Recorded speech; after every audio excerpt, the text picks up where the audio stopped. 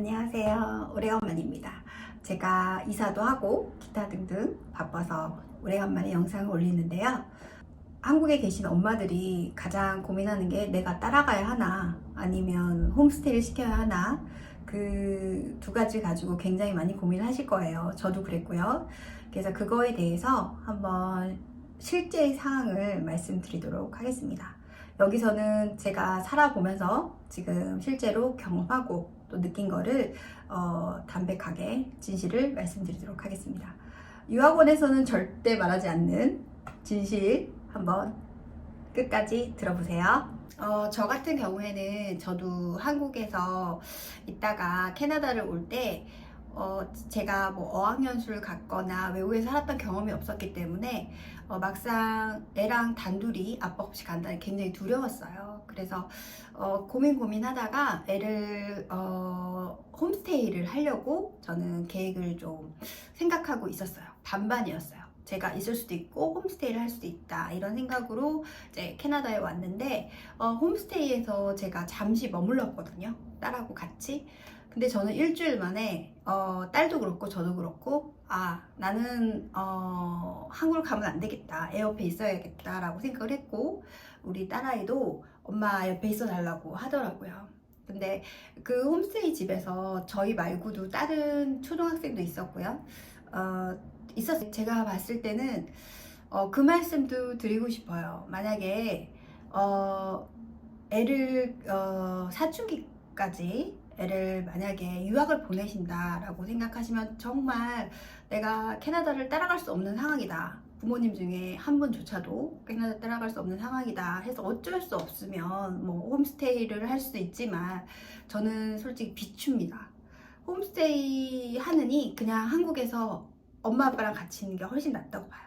전 너무 그걸 생생하게 봤기 때문에 거기서 같이 머물면서 너무 생생하게 봤어요. 너무 불쌍하고 뭐 홈스테이 나름이겠지만 뭐 그렇게 좋은 홈스테이를 만날 확률이 글쎄요 5%에서 10% 될까요? 그럼 90% 정도는 대부분 별로인 홈스테이에 가서 지내한다는 건데, 거기서 제가 봤을 때 그 홈스테이의 그 환경은 뭐 먹는 거는 두 번째고요. 먹는 건 두 번째고, 그 애가 학교집밖에 못합니다. 그 이유는 이 나라가 우리나라처럼 그렇게 작은 나라가 아니에요. 커요. 그렇기 때문에 애가 뭔가 대중교통을 이용하든 뭔가 차를 이용해서 다녀야 하는데, 얘는 운전도 못하고요. 누군가가 얘를 데리고 다녀야 돼요. 근데 그렇게 해주지 않거든요, 홈스테이에서는. 그럼 얘는 걸어서 학교 갔다가 그리고 집에 오고, 걸어서 학교 갔다가 집에 오고 합니다. 근데 엄마랑 또는 아빠랑 같이 올 경우에는 이제 라이딩을 해주니까 애를 데리고 뭐 렉센터도 가고 뭐 운동도 하고 이러면서 이제 얘가 많은, 정말 너무너무 많은 경험을 할 수 있는 그런 기회를 제공하죠. 이 캐나다라는 나라가 운동도 정말 마음껏 할 수 있고 자연도 마음껏 즐길 수 있고, 근데 그런 걸 하나도 해줄 사람이 없다는 거예요. 그러면 또 주말엔 뭐를 하냐? 주말 같은 경우에는 애들이 정말 할 게 없어요. 할 게 없다 보니까 그냥 게임 하거나 뭐 그냥 영상 보거나 이게 전부입니다. 그들 데리고 어디를 뭐 놀러 간다? 그런 일 없어요. 외식을 해준다? 가끔 유학원에서 뭐 일주일에 한 번 외식을 해주겠다, 가디언이. 근데 그런 가디언이 뭐 제가 만나보지 못했기 때문에 그런 가디언이 있을 수도 있겠죠. 그러면 얘가 외식이라도 하겠죠. 근데 제가 함께 있었던 애는 외식조차도 못했었어요. 그냥 집밥 그렇게 먹었어요. 그냥 집 학교밖에 갈 데가 없었어요. 그 어떤 것도. 그러다 보니까 계속 게임만 하고 있더라고요, 여자인데. 게임만 하고 있고, 돈은 돈대로 엄청 많이 내요. 아시겠지만 이 홈스테이라는 게 돈도 굉장히 많이 냅니다. 근데 그거에 비해서 얘가 제대로 이게 안 되고 있어요, 지금 홈스테이 상황이 실제로. 근데 그 10% 정말 좋은 홈스테이를 만났을 경우, 그럴 경우에만 얘가 제대로 정말 살겠죠. 그리고 정말 강한 의지를 가지고 얘가 유학을 온 애들이 몇 프로나 될까요? 제가 보기에는 5%도 안 될 것 같아요. 그 나이에 그렇게 아무리 의지가 강하다 해도 분명히 부모가 보고 싶을 거고 아직 어린아이고 애입니다. 그렇기 때문에 누군가의 그런 이끌림이나 보호의 역할이 필요한 거거든요. 근데 그게 홈스테이에서는 전혀 그냥 밥 주고 끝입니다. 그리고 밥도 그 시간에 안 먹고 30분이 지나면 싹 치워요. 그럼 얘는 밥을 굶을 때도 있어요. 그리고 그렇다고 해서 우리는 이제 엄마 아빠 같지는 않겠죠. 물론 엄마 아빠는 예를 들어서 애가 뭐 하다가 숙제하다 늦어서 밥을 놓치면 이제 또 우리가 밥을 또 그 다음에도 또 차려줄 수 있고, 애가 배고프다 하면 그리고 저녁에 배가 고파 엄마 라면 끓여줘 하면 라면도 끓여줄 수 있고, 그런 게 있잖아요. 근데 홈스테이는 그런 게 전혀 없어요. 근데 그런 걸 받아들이기에, 그리고 얘가 혼자 요리를 할 수 있는 나이도 아니잖아요. 그러니까 그런 거를 하기에는 너무 어린 나이들이에요. 그러니까 이 중학교, 고등학교, 고등학교는 라면을 끓여 먹을 수 있을까요? 그거를 허락하는 또 홈스테이도 거의 없을 것 같아요. 부엌 문을 딱 닫아 놓더라고요. 제가 이제 있는 데에서 제가 봤을 때는. 그래서 저녁에는 저도 보니까 물조차도 먹을 수가 없었어요. 그래서 저희 같은 경우에는 물을 사다가 아예 그냥 방에다 넣어놓고 먹었거든요. 그러니까 그 정도로, 그러니까 이 모든 것들이 이제 딱 시간에 이제 6시 이전에 저녁이 딱 끝나고 그 다음에 이제 그분의 일은 끝났다고 보시면 돼요. 그러면 이제 걔는 그 다음부터는 걔가 알아서 하는 겁니다. 그래서 제가 이 현실적인 부분을 좀 알려드리고 싶고요. 주변에 이제 이렇게 같이 온 기러기 엄마도 계시고 또 여기에 정착하고 계시는 어머님들도 많이 계시는데요. 다 혼자 홈스테이 하는 아이들 굉장히 불쌍하게 보고 있어요. 그리고 걔네들이 학교에서 적응을 그렇게 잘하는 애도 굉장히 드물고요. 사실 그걸 어머니들이 좀 아셨으면 좋겠어요.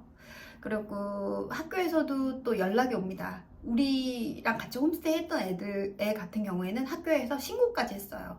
그래서 얘가 뭔가 너무 우울하니까 학교에서 신고를 해서 조사도 들어오고 막 그러더라고요. 그러니까 그럴 수가 있거든요. 그러니까 근데 그런 거를 얘기를 안 해주기 때문에 한국에 있는 엄마 아빠들은 몰라요. 얘가 지금 캐나다에서 어떻게 살고 있는지. 그러니까 이런 실태를 좀 잘 아셨으면 좋겠고요. 유학원에서 뭐 좋은 홈스테이가 있어요, 뭐 잘해줘요. 그래도 그게 한계가 있어요. 저도 그 홈스테이 소개받을 때 굉장히 좋으신 분이라 그러고 갔어요. 근데 일주일 만에 저희는 딱 나가야겠다는 생각을 했거든요. 그리고 저도 이제 딱 마음을 잡고 캐나다에서 얘를 이제 대학에 들어갈 때까지는 내가 얘 옆에 있어줘야겠다라고 생각을 하게 된 것도 보면서 제가 너무 느꼈고요. 그렇기 때문에 아직 애들이 너무 어리기 때문에 그 부모의 손길이 정말 필요합니다. 그리고 외국 와서 잘 적응하고 잘 하기를 원하신다면 웬만하면 부모님 중에 한 분이 꼭 오시는 거를 저는 추천드려요. 그래서 정말 운 좋아서 정말 좋은 홈스테이를 만나고 좋은 분을 만날 확률이 정말 적지만 그런 분을 만난다는 거는 하늘의 별따기예요. 그러니까 부모님이 어느 정도 희생을 해야 된다. 아니면 그냥 한국에 있는 게 낫다. 저는 이렇게 좀 세게 말씀드리고 싶어요.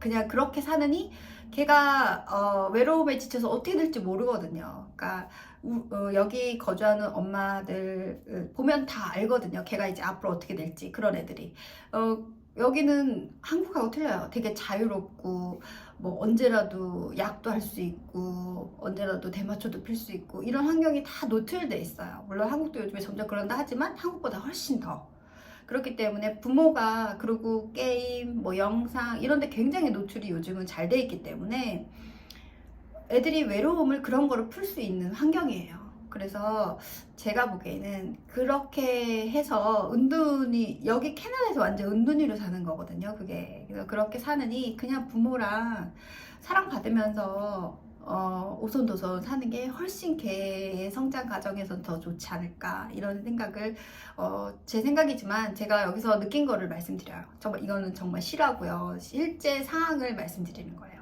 그러니까 유학원에선 다 좋다고 말하지만 저희가 이제 객관적인 엄마들이 봤을 때 이런 상황입니다. 그러니까 잘 고려하시고 홈스테이를 시켜야 한다 하면 제가 보기에는 안 오는 게 낫다, 이렇게 강력하게 말씀드리고 싶어요.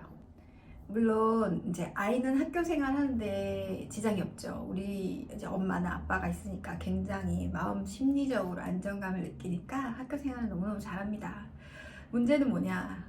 우리 어른들이 문제죠. 이제 엄마가 아빠랑 떨어져서 이렇게 기러기 생활을 하다 보면 어느 순간에 이제 맨 처음에는 되게 신이 나요. 되게 신이 나서 2달 정도는 막 여행 온 기분이에요. 그래서 너무너무 재밌고 막 모든 게 다 신기하고 너무 즐거워요. 근데 서서히 한 3개월 그 정도 되면 이제 한국이 그리워지기 시작해요.